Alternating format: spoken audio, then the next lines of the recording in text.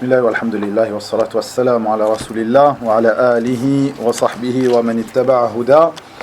Amma ba'du, aujourd'hui le 23 du mois de Al-Muharram de l'année 1444 après la hijra de notre prophète Muhammad sallallahu alayhi wa sallam, nous entamons la troisième assise de notre série d'assises ayant pour titre Assises ouvertes, des assises qui n'ont pas de titre ou de sujet précis et qui visent de manière générale à nous renforcer les uns les autres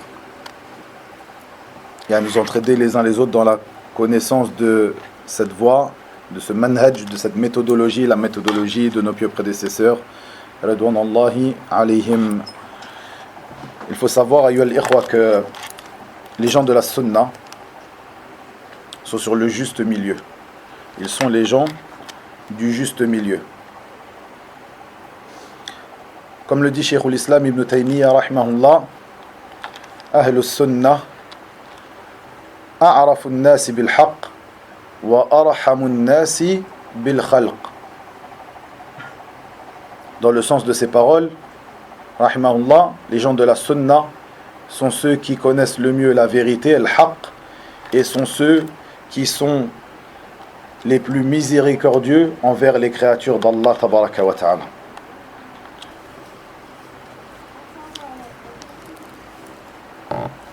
Et les gens de la sunna, comme je l'ai dit, sont sur la voie du juste milieu. Ils sont sur le juste milieu entre deux égarements. Les gens de la sunna se trouvent sur le juste milieu entre al-khawarij et al-murji'ah. Ils sont sur le juste milieu entre al-haddadiyya ou al-mumayyi'ah. Ils sont sur le juste milieu et ils sont les plus équitables et les plus justes dans leur jugement. Ceci fait partie des fondements de ce manhaj. Et si une personne qui s'apparente à ce manhaj n'applique pas ce fondement, est injuste et donne un mauvais avis ou un mauvais jugement, ça ne voudra pas dire que le manhaj lui-même est corrompu. Mais ceci est une chose qui vient d'une personne parmi ces personnes qui s'apparentent à ce manhaj. Sinon, la méthodologie des gens de la sunna est la méthodologie la plus juste et la plus droite, car elle est construite sur le livre d'Allah tabaraka wa ta'ala, la sunna de son prophète sallallahu alayhi wa sallam, et selon la compréhension des meilleurs des hommes, les meilleurs des générations et à leur tête, les compagnons du prophète Muhammad sallallahu alayhi wa sallam wa radiyallahu anhum ajma'in, et ceux qui les ont suivis dans le bien. Une compréhension qui est agréée par Allah tabaraka wa ta'ala, comme il le dit dans son livre. وَالسَّابِقُونَ الْأَوَّلُونَ مِنَ الْمُهَاجِرِينَ وَالْأَنصَارِ وَالَّذِينَ اتَّبَعُوهُمْ بِإِحْسَانٍ رَضِيَ اللَّهُ عَنْهُمْ وَرَضُوا عَنْهُ. Dans le sens de ces paroles, tabaraka wa ta'ala,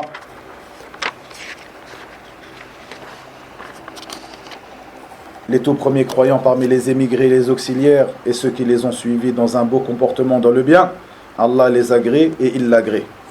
Quelle compréhension donc de notre religion est plus à même d'être suivie qu'une compréhension qui est agréée par notre Seigneur tabaraka wa ta'ala, une compréhension à propos de laquelle il nous informa lui-même azza wa jal dans son livre qu'il l'a agréée, la compréhension de nos pieux prédécesseurs, à leur tête les compagnons du prophète Muhammad sallallahu alayhi wa sallam et ceux qui les ont suivis dans le bien.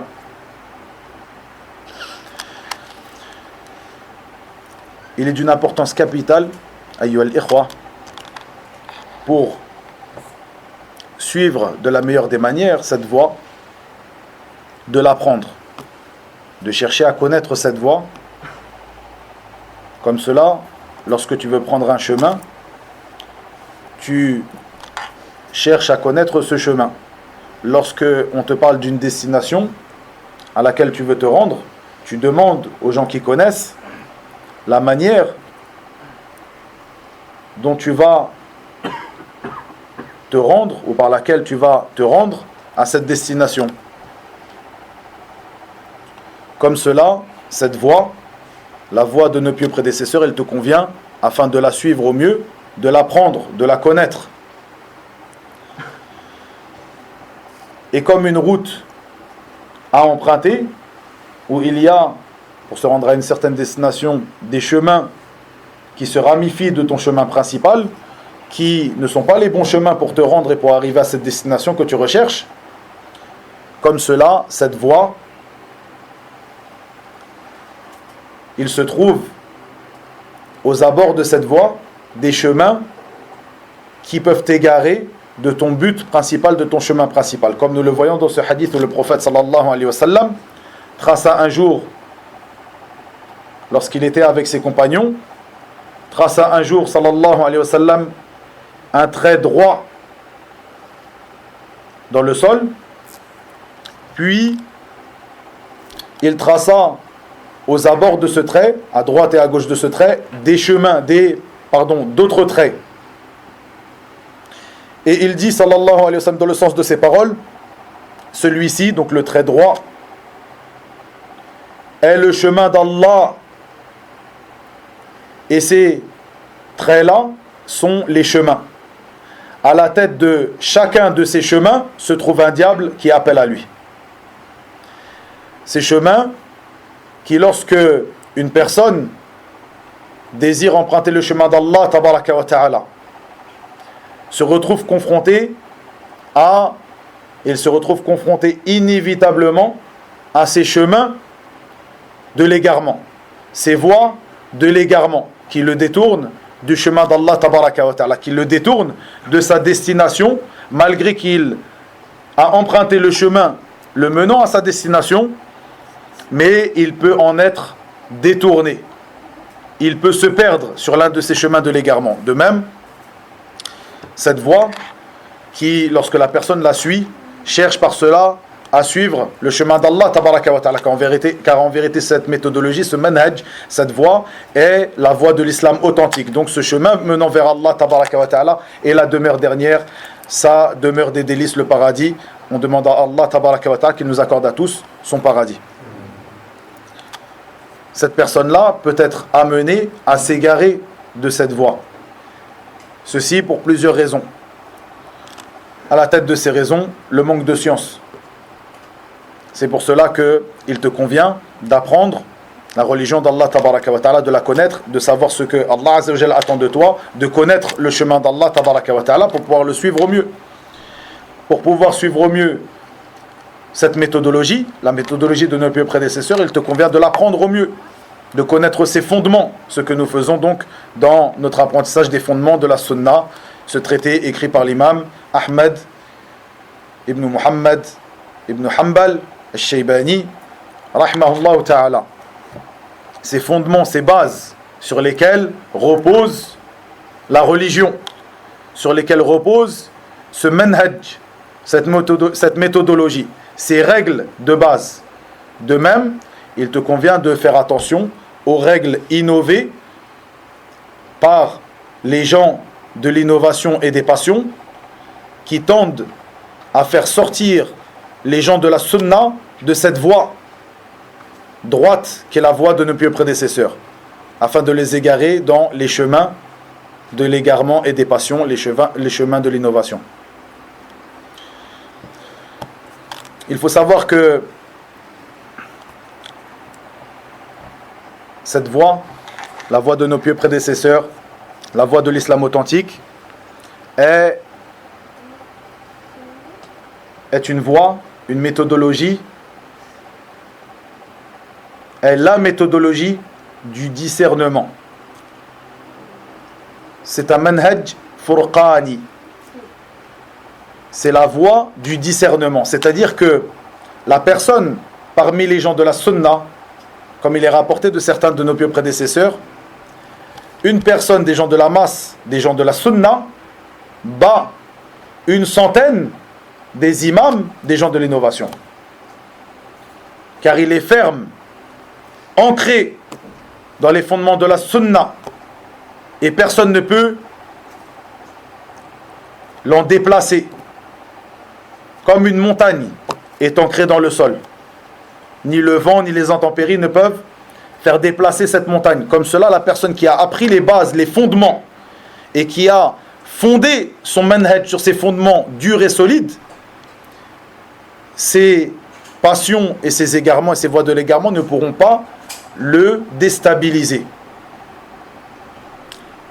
Et nous comprenons ici cette parole de nos prédécesseurs, donc qu'une personne parmi les gens de la masse, parmi les gens de la sunna, les gens de la masse, c'est-à-dire qu'il n'est pas quelqu'un qui est savant, mais il fait partie des masses, de la masse, des gens de la sunna.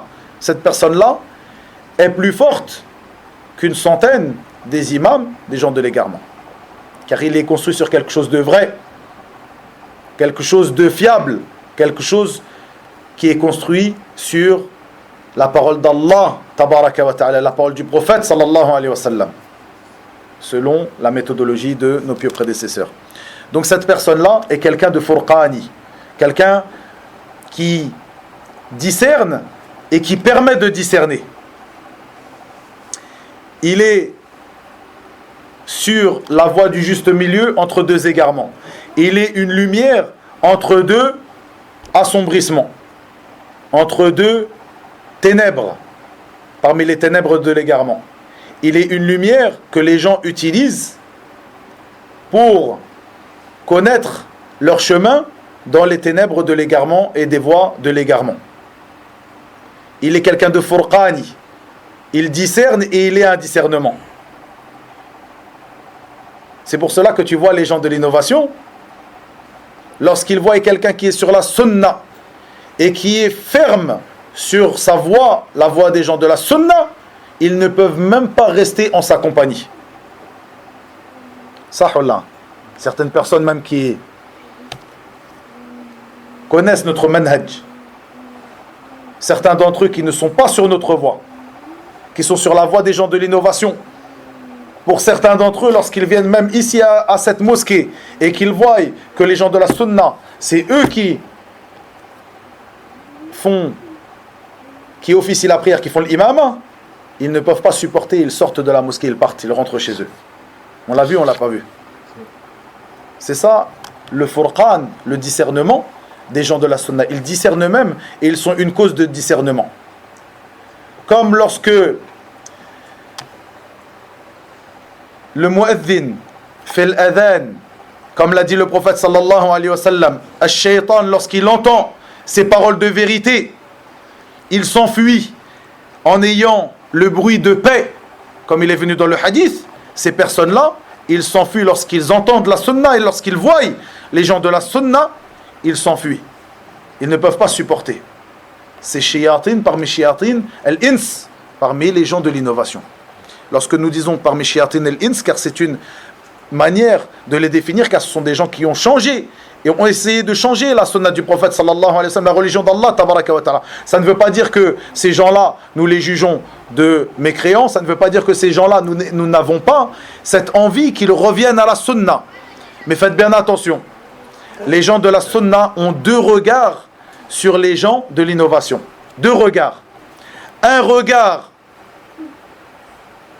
où ils sont miséricordieux envers eux et ont cette envie, par ce regard, qu'ils reviennent vers la religion d'Allah tabaraka wa ta'ala, et ils ont aussi un regard où, par ce regard, ils appuient sur le fait que ces gens-là ne font pas partie des gens de la sunna, et un regard de blâme sur ces gens-là.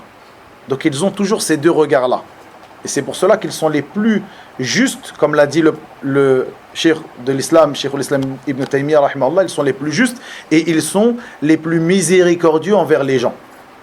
Et cette miséricorde vient de, la première de ces phrases qu'il a dit, de leur connaissance profonde de la vérité.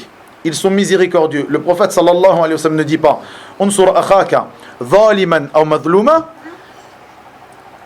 secours ton frère, qu'il soit injuste ou qu'on lui ait fait de l'injustice. Et lorsque les compagnons du prophète sallallahu alayhi wa sallam lui ont demandé, lorsqu'il est parmi ceux à qui on a fait de l'injustice, nous comprenons cela, ta parole, mais lorsqu'il fait partie des injustes, comment pouvons-nous le secourir? Le prophète sallallahu alayhi wa sallam de leur répondre, tamna'uhu min adh-dhulm, tu l'empêches de commettre de l'injustice. À ce moment-là, tu leur as secouru. Regardez ce qu'on parlait, ce à propos de quoi nous parlions la semaine passée et la semaine d'avant sur at-takhdhil. Parfois une personne pense que elle est miséricordieuse envers ses frères lorsque elle n'est pas dure avec elle. Parfois, le prophète sallallahu alayhi wa sallam était dur avec qui? Avec ses compagnons, les meilleurs des hommes. Afattanun anta ya Mu'adh? Est-ce que tu fais partie des gens qui éprouvent les autres? Est-ce que tu es un fattan au Mu'adh? Lorsqu'il pria une longue prière, la prière de l'Isha, au point qu'une des personnes qui a prié derrière lui est sortie de la prière car c'était trop long pour lui, il ne pouvait pas supporter. Donc nous voyons que ceci est la voie de notre prophète sallallahu alayhi wa sallam. À l'inverse, lorsque ce bédouin est venu à Jallakumullah faire ses besoins et uriner dans sa mosquée, dans la mosquée du prophète sallallahu alayhi wa sallam, et uriner dans un coin de la mosquée, et il a dit à ses compagnons qui se sont levés pour l'empêcher de faire cela, il leur a dit laissez-le, par sa grande sagesse. Une personne qui vient uriner dans sa mosquée, ajallakumullah. Donc nous voyons que ceci fait partie de la sagesse, al-hikmatu. Et qu'est-ce que le hikma, la sagesse? C'est de mettre chaque chose à sa place. Lorsque tu dois être dur et ferme, tu dois être dur et ferme. Lorsque tu dois être miséricordieux et doux, lorsque tu dois être doux, tu es doux. Et la miséricorde englobe tout ceci. Parfois, tu te dois d'être dur et d'être doux. Et tout ceci est de la miséricorde que tu as pour la personne.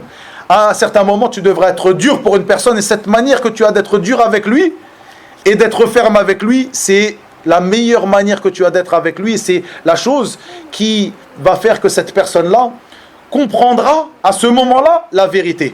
Plus que si tu avais été doux, comme ces personnes-là qui appellent toujours à la douceur, à une personne qui ne comprend pas cette douceur, qui pour lui voit cette douceur comme une faiblesse, qui voit pour lui cette douceur de ta part, toi, parmi les gens de la sunna, qui doit être furqani, qui doit être quelqu'un qui discerne et qui est une cause de discernement pour les autres, il voit cette chose-là comme le fait que lui est sur la vérité et toi tu n'es pas sur la vérité puisque tu es doux avec lui et tu n'as pas cette fermeté à son égard.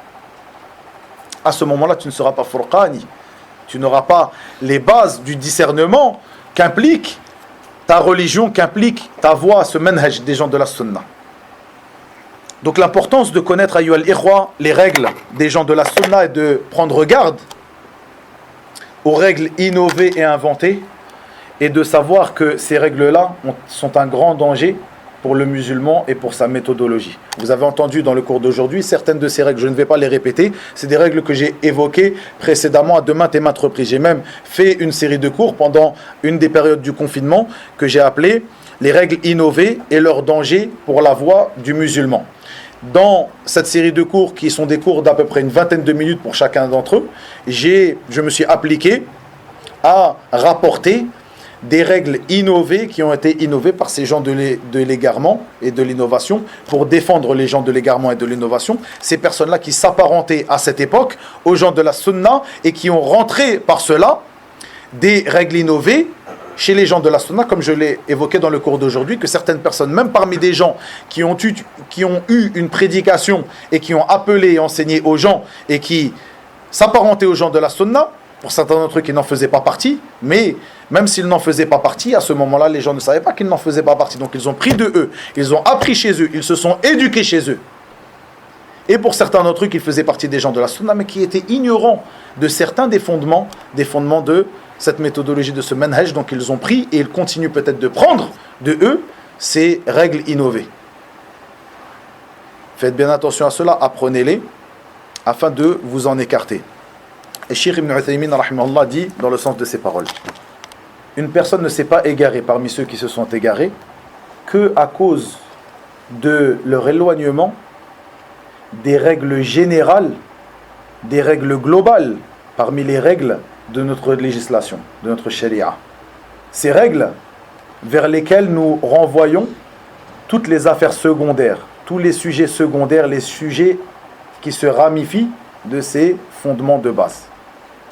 Ceci est une des causes de l'égarement de certaines personnes. Ils n'ont pas connu les règles de base, les fondements, et ils se sont égarés à cause de leur manque de science de ces fondements. Car au moment, comme je l'ai dit dans le cours d'aujourd'hui, au moment où ces sujets se multiplient et ne s'arrêtent pas, prenons par exemple ce qui est en relation avec les gens de l'innovation, des noms des gens de l'innovation, il y en a eu et il y en aura.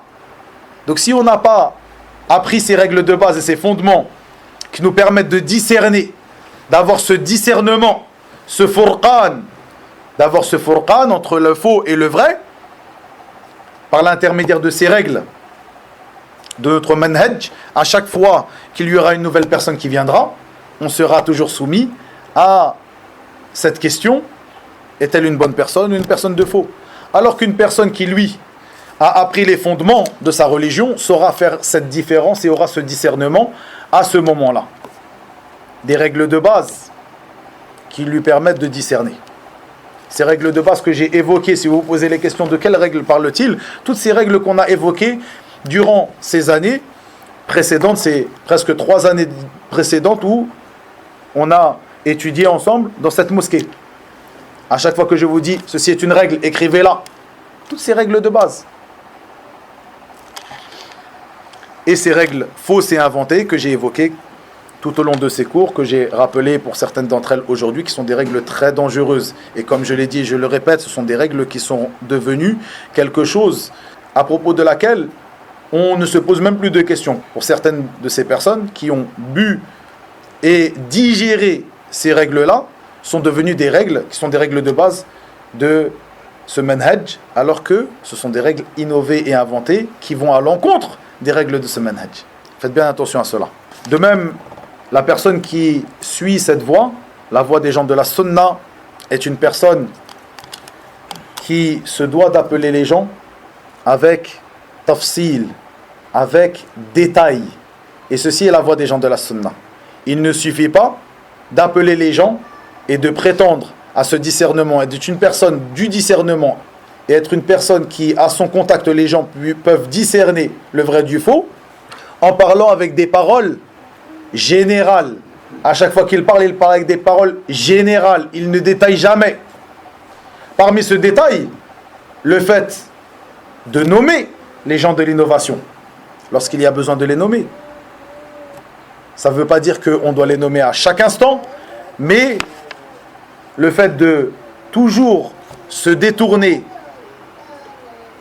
de donner le nom des gens de l'innovation afin que les gens prennent garde à ces gens-là, se détourner de rappeler leur nom, ceci n'est pas la voie des gens de la sunna. Parfois, il te convient, il t'est même obligatoire à certains moments de les nommer. Ceci est un détail. Et ce n'est pas le seul détail à faire. Mais la voie des gens de la sunna est une voie détaillée. Afin que tu sois furqani, que tu sois quelqu'un du discernement et qui, à ton contact, les gens discernent le vrai du faux, tu te dois de détailler et pas de parler avec des paroles générales. Parce que tout le monde appelle à suivre le Coran et la Sunna. Tout le monde même, ou beaucoup de gens se revendiquent de la voie de nos pieux prédécesseurs. Mais qui l'est vraiment? Au moment du détail, c'est à ce moment-là que t'apparaît la différence entre celui-là et celui-ci. Et pour terminer, j'avais évoqué que pendant ces assises ouvertes, j'allais parler d'une chose très importante à Ayyuhal Ikhwa, qui est le fait qu'une personne est grande et élevée par son suivi de la sunna et par opposition peut être rabaissée wal iyadhu billah lorsqu'il empruntera l'une des voies de l'égarement et des passions et des innovations. Ceci est une réalité. Une personne est grande par son suivi de la sunna, par son cramponnement à la sunna, est une personne qui est grande, et ceci même si il fait partie de nos enfants, des jeunes. Comme cela, nous voyons la parole du prophète Mohammed sallallahu alayhi wa sallam, où il dit, dans le sens de ces paroles, l'heure ne se lèvera pas tant que la science ne sera pas demandée auprès des petits. Al-Asaghir. Al-Asaghir, dans ce hadith, les savants l'ont expliqué de différentes manières. Certains parmi les savants, parmi nos pieux prédécesseurs, ont dit que l'Asaghir, dans ce hadith, qui fait partie des signes de la fin des temps, l'heure ne se lèvera pas tant que les gens ne demanderont pas la science auprès de l'Asaghir. Ce qui nous montre, premièrement, que la science n'est pas à demander auprès des gens qui sont définis comme l'Asaghir, les petits. Maintenant, il nous convient de définir qu'est-ce que les petits dans ce hadith. Certains, parmi les gens de science, ont dit que l'Asaghir, ce sont les gens de l'innovation. Certains parmi les gens de science ont dit que l'Asaghir, ce sont les gens qui sont en bas âge, les petits, dans leur âge. et ce sont des explications qui peuvent se rejoindre. Mais ce qui est à voir ici, c'est que une personne, si on prend l'explication de ce grand parmi as-salaf, radouanallahi alayhim, Abdallah ibn al-Mubarak, qui a dit que al-Asaghir ce sont les gens de l'innovation, nous voyons donc par opposition que les grands, ce sont les gens de la sunna. Une personne est grande par son attachement à la sunna. Et une personne est avilie, même s'il est âgé, même s'il a passé de longues années même dans l'étude de la science, mais une étude de la science qui ne lui profite pas car il est sur une des voies de l'égarement, parmi les gens de l'innovation. Et une personne parmi les jeunes qui s'accroche à la sunna et qui suit cette voie est une personne qui est estimée pour nous comme une grande personne. Car il s'accroche et il est ferme sur cette voie. De même, nous voyons que parmi les exemples de cet attachement à la sunna qui a élevé des gens dans cette vie d'ici-bas et incha'Allah azawajal dans l'au-delà,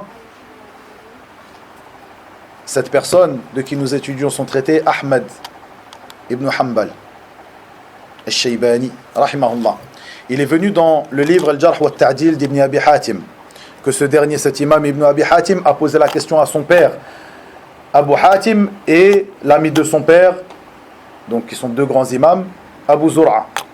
Il leur posa la question, est-ce que Ahmed était connu avant al-Mihna, avant la fitna, avant quelle fitna ici, quelle mihna? Sur la création du Coran, sur la parole des gens parmi al-Jahmiya, al-Mu'tazila et autres qui disent que le Coran n'est pas la parole d'Allah. Certains qui disent que la parole d'Allah, que le Coran est créé et il n'est pas la parole d'Allah, tabaraka wa ta'ala. Et nous avons étudié cela dans notre étude de cet épître, Usul al-Sunnah. Cette grande fitna, cette grande épreuve à la suite de laquelle il fut surnommé l'imam des gens de la Sunna, imam ou ahl Sunna. Pourquoi? Car il est resté ferme lors de cette épreuve. Il est resté ferme sur la vérité. Al-Qur'anu kalamullah wa laysa bimakhlouq. Le Coran est la parole d'Allah et il n'est pas créé. Celui qui dit que le Coran est créé est un mécréant. Celui qui dit qu'il n'est pas créé, qu'est-ce qu'il dit? Celui qui dit ma parole du Coran est incréé, celui-là est un mubtadi'. Al-lafz. Vous vous rappelez de l'lafziyya? Pourquoi je l'évoque ici? Je vous fais un rappel et en même temps on va en parler ici dans ces exemples que j'ai rappelés.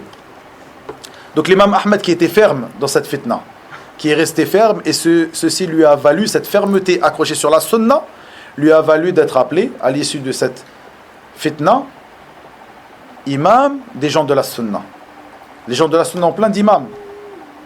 L'imam Malik ibn Anas al-Asbahi, l'imam Muhammad ibn Idris al-Shafi'i, l'imam Ahmed ibn Hanbal, Muhammad ibn Ismail al-Bukhari, l'imam Muslim, Abu Daoud, etc., etc. Ils ont beaucoup d'imams qui sont des imams de la sunna. Mais cette personne-là, l'imam Ahmed, a été surnommé l'imam des gens de la sunna, car il est resté ferme à ce moment-là, lors de cette grande, très grande épreuve qui a touché l'ensemble de la communauté. Et donc, Ibn Abi Hatim a demandé à son père, de même qu'à l'ami de son père, ces deux grands imams, Abu Hatim et Abu Zur'a, est-ce que Ahmed était connu avant la fitna? Il lui a répondu, ou ils lui ont répondu, oui, il était connu. Mais après la fitna, lorsqu'il est resté ferme dans la fitna, il fut encore plus connu et son évocation auprès des gens a été accrue. Et il fut connu par cette dénomination imam des gens de la sunna. C'est-à-dire qu'il était connu, il faisait partie des savants du hadith, il faisait partie de l'fuqaha, il était connu parmi les imams, mais il n'était pas connu comme il fut connu après sa fermeté dans la fitna. Et c'est pour cela que vous trouvez qu'Ibn Abi Hatim, cet imam, évoque dans son livre Al-Jarh wa al-Ta'dil, la critique et l'éloge, qu'on pourrait traduire de cette manière-là, ce livre qui est un livre de référence. Il évoqua un sous-chapitre, une porte, qu'il appela la porte de celui, du mérite, ou le sous-chapitre du mérite d'être appelé des gens de la sunna, ou du mérite de la sunna, d'être des gens de la sunna, pour celui qui aime Ahmed ibn Hanbal. Une personne qui aime Ahmed, il fait partie des gens de la sunna. Une personne qui déteste Ahmed, il fait partie des gens de l'innovation. Ce n'est pas quelque chose qui est arrivé comme cela pour l'imam Ahmed, comme cela pour d'autres que lui, comme l'imam Ibn Abi Hatim a évoqué dans son livre Al-Jarh wa Ta'dil, comme par exemple Ishaq ibn Rahaway, de même que Hamad ibn Zayd et autres. La porte, le chapitre du mérite de la sunna, d'être appelé des gens de la sunna, d'être appelé des partisans de la sunna, par l'amour de ces gens-là. Et par opposition, celui qui déteste ces gens-là est des personnes, des gens de l'innovation. Car il n'y a qu'un innovateur connu et reconnu qui peut détester une personne comme cet imam, l'imam Ahmed. Et il n'y a qu'une personne qui aime la sunna et qui fait partie des partisans de la sunna qui peut aimer cette personne-là. Comment est-il arrivé à ce rang-là? Par sa fermeté dans la sunna, en particulier au moment des épreuves. En particulier au moment des épreuves. Car il est facile pour toi de dire je fais partie des gens de la sunna, et lorsqu'une épreuve t'arrive, une épreuve qui touche ton manhaj, qui touche à la sunna du prophète sallallahu alayhi wa sallam, une épreuve par rapport aux gens de l'innovation qui viennent te contredire, qui viennent te critiquer, qui viennent te causer des nuisances, à ce moment-là, tu ne secours pas la sunna. Tu fais partie de l'mukhadhila, comme on a évoqué. Ceci est facile de dire, je fais partie des gens de la sunna, mais au moment de faire tes preuves, où es-tu? De même, nous avons cette histoire entre Abu Thawr. Peut-être que ceux qui lisent parmi vous les livres de fiqh, de jurisprudence, voient ce nom évoqué parfois. Abu Thawr. Abu Thawr, Ibrahim ibn Khalid al-Kalbi. Abu Thawr faisait partie des imams à l'époque de l'imam Ahmed. Il avait à cette époque un madhab, une école juridique, comme on parle des 4 écoles juridiques aujourd'hui. Il y avait aussi cette école juridique de l'imam Abu Thawr, comme il y avait l'école juridique de l'imam al-Awza'i, l'imam des gens de Sham, qui sont des écoles juridiques qui ne sont plus pratiquées aujourd'hui. Mais leurs avis juridiques sont encore rapportés. C'est pour ça que celui qui lit dans les livres de fiqh, il voit parfois ceci est l'avis de un tel et c'est l'avis aussi de Abu Thawr. Son évocation à ce grand imam Abu Thawr, rahimahullah, est encore et perdure encore jusqu'à aujourd'hui dans les livres de fiqh. On rapporte encore ses avis car c'était un grand imam, un grand faqih. Lui et une autre personne qui s'appelle Al-Hussein Al-Karabisi. Al-Hussein Al-Karabisi était quelqu'un qui faisait partie des grands savants à l'époque de l'imam Ahmed aussi. Cette personne qui était plus savant, beaucoup plus savant que Abu Thawr. Al-Hussein Al-Karabisi était quelqu'un de beaucoup plus savant que Abu Thawr. Vous avez déjà entendu, pour certains d'entre vous, Abu Thawr? Vous avez déjà entendu? Est-ce que vous avez déjà entendu de Al-Karabisi? Rien du tout. Pourquoi? Cette personne-là, Al-Karabisi, qui était parmi des grands savants, est tombé dans l'épreuve de Khalq al-Qur'an. Il est tombé dans l'épreuve de Al-Lafz en particulier. Personne qui disait ma parole, Lafzi bil-Qur'an, kada wa kada wa kada, comme on l'a déjà étudié précédemment. Lafzi bil-Qur'an, c'est-à-dire ma prononciation du Qur'an est créée. Que veux-tu dire par Lafzi bil-Qur'an? Que veux-tu dire par cela? Des paroles générales. Vous vous rappelez, on a parlé de cela, on en a parlé aussi ici dans ce cours, des paroles générales, pas de détails. Lafzi bil-Qur'an, qu'est-ce que tu veux dire? Si tu veux dire par Lafzi bil-Qur'an ceci, ce n'est pas une réalité. Si tu veux dire cela, ce n'est pas, c'est une vérité. Mais à ce moment-là, tu as donné une parole générale qui implique un faux et un vrai. Et ceci n'est pas la voix de nos pieux prédécesseurs. C'est pour ça que l'imam Ahmad disait, celui qui dit le Qur'an est créé a mécru, mais celui qui dit Lafzi bil-Qur'an, ma prononciation du Qur'an est ceci et cela, celui-ci est un innovateur. Car il a donné une parole qui n'est pas détaillée. Et ceci n'est pas la voix des gens de la sunna. Donc cette personne, Hussein Al-Karabisi, est tombé dans cette erreur-là. Et il a été conseillé à cette époque-là. Mais il est resté sur sa parole. Et il est rapporté dans plusieurs livres, comme Al-Kamil fi ad-Du'afa et autres, qu'une personne qui s'appelle Mohammed ibn Abdillah al-Shafi'i, et c'est rapporté aussi d'autres que lui, Mohammed ibn Abdillah al-Shafi'i, qui n'est pas l'imam Mohammed ibn Idris al-Shafi'i, vous l'avez compris, donc quelqu'un qui s'apparente au madhab de l'imam al-Shafi'i, qui s'appelle Mohammed ibn Abdillah, qui vivait à cette époque, a dit tirer une leçon de ces deux hommes, Hussein al-Karabisi et Abu Thawr. Cette personne-là, Abu Thawr, n'arrivait pas à un dixième de la science de al-Karabisi, n'arrivait pas à un dixième de la science de al-Karabisi. Pourtant, Ahmed ibn Hanbal a parlé et a réfuté Hussein al-Karabisi, et ce dernier est tombé dans la fitna de al-Lafz, la fitna de Khalq al-Qur'an par rapport à sa parole sur al-Lafz. Il est tombé. Et Abu Thawr a été élevé à cause de son suivi de la sunna. Pourtant, il est rapporté, comme il le dit ici Mohammed ibn Abdullah al-Shafi'i, il dit il n'arrivait même pas à un dixième de la science de Hussein al-Karabisi. Pourtant, al-Karabisi, on ne sait pas qui il est. Abu Thawr, jusqu'à aujourd'hui, al-Fuqaha rapporte son avis dans les livres de fiqh. Et comme il l'a dit ici, Ahmed ibn Hanbal a fait les éloges d'Abu Thawr pour son suivi et son cramponnement à la sunna. Et à l'inverse, il a critiqué et réfuté al-Karabisi, et ce dernier est tombé. Et on n'a plus d'évocation de lui, sauf lorsqu'on parle des gens de la bid'a, lorsqu'on parle de cette épreuve, l'épreuve de ceux qui disaient, ceux qui parlaient du Coran en disant qu'il était créé, Khalqul Qur'an. Une dernière personne qui s'appelle Muslim ibn Yasar, Muslim ibn Yasar al-Basri. Cette personne-là qui était un grand imam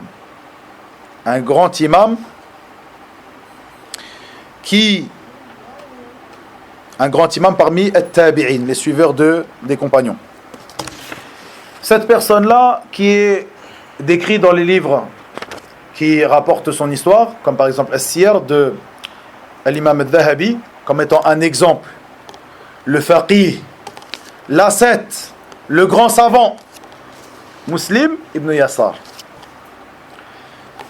Cette personne-là, qui lorsque l'épreuve de Ibn al-Ash'ath, Abdurrahman ibn al-Ash'ath, qui faisait partie des gens de la sunna et de science de cette époque-là, qui a décidé de se révolter contre Abd al-Malik ibn Marwan, le gouverneur à cette époque-là, et contre al-Hajjaj. Et il avait une longue histoire avec al-Hajjaj qui le détestait.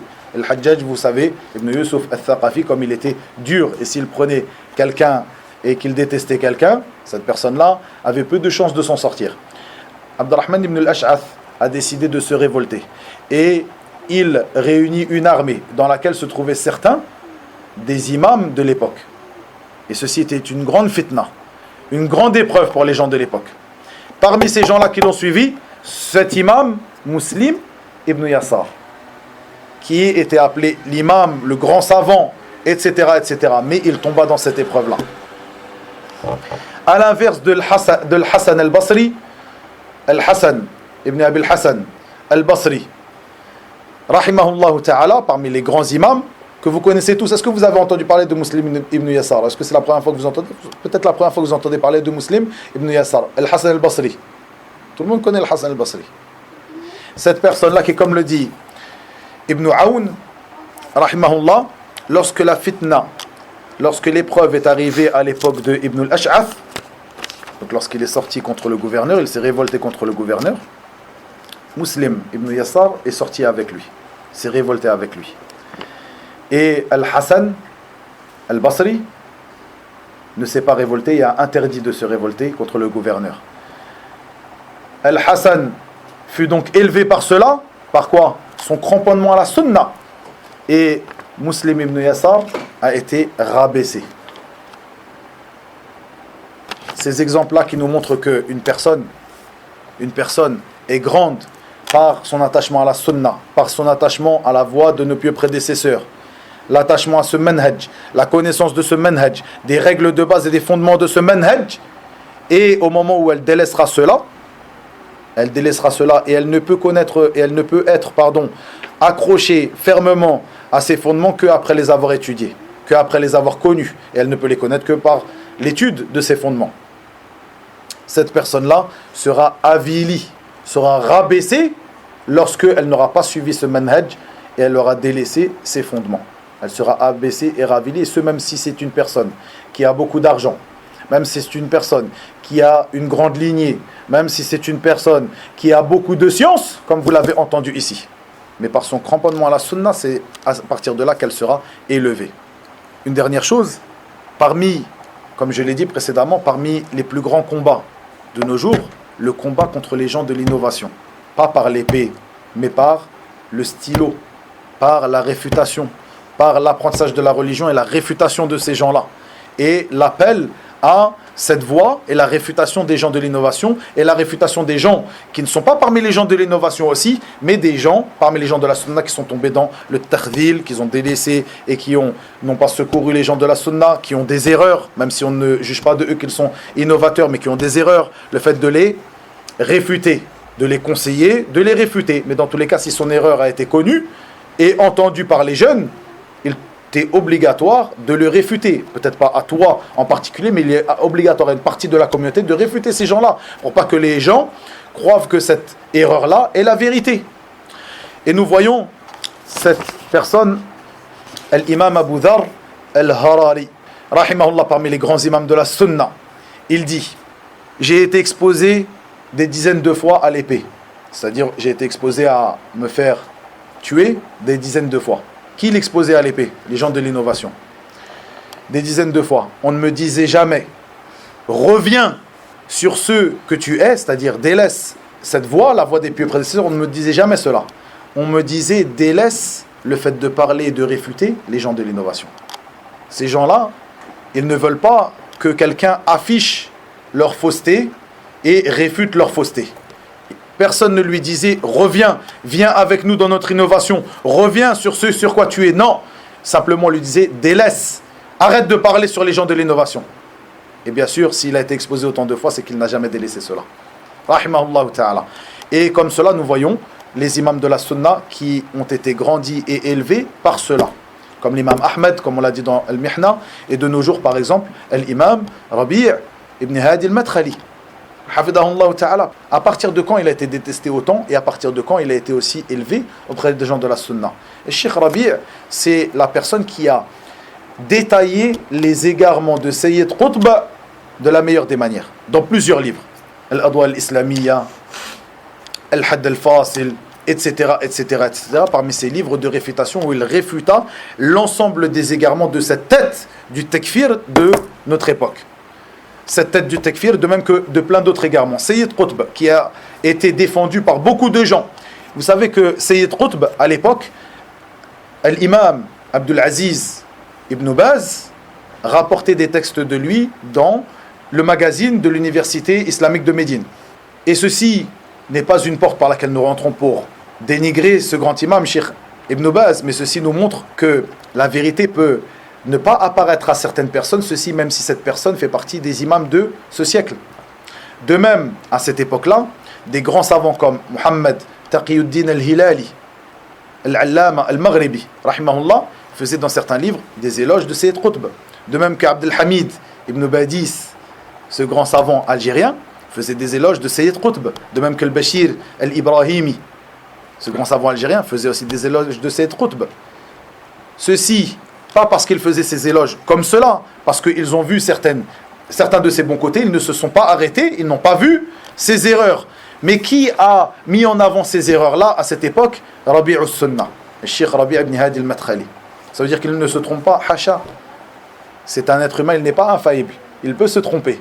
Il s'est trompé. Et ceci ne le rabaisse pas ni ne le dénigre.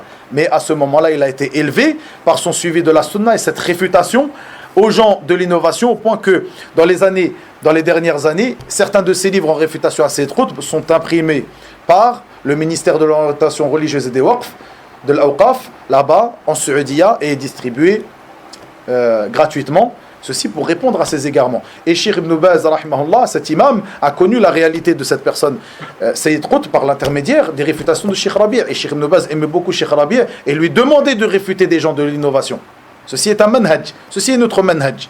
On ne peut pas prendre en exemple, par exemple, Cheikh Ibn Baz qui aura fait des éloges sur un tel, de même que Cheikh Ibn Baz qui n'aurait pas fait telle et telle réfutation. Plutôt son manhaj, c'était la réfutation des gens de l'innovation. C'est le manhaj des gens de la sunna. Et cette personne, Rabi' al-Sunnah, a été élevée à ce moment-là par ses réfutations aux gens de l'innovation, car il a défendu la religion d'Allah tabaraka wa ta'ala, la sunna du prophète sallallahu alayhi wa sallam. Par cela, wa ilahuna wa billahi tawfiq wa sallallahu wa sallam wa barak ala nabiyyina Muhammad walhamdulillahi rabbil alamin.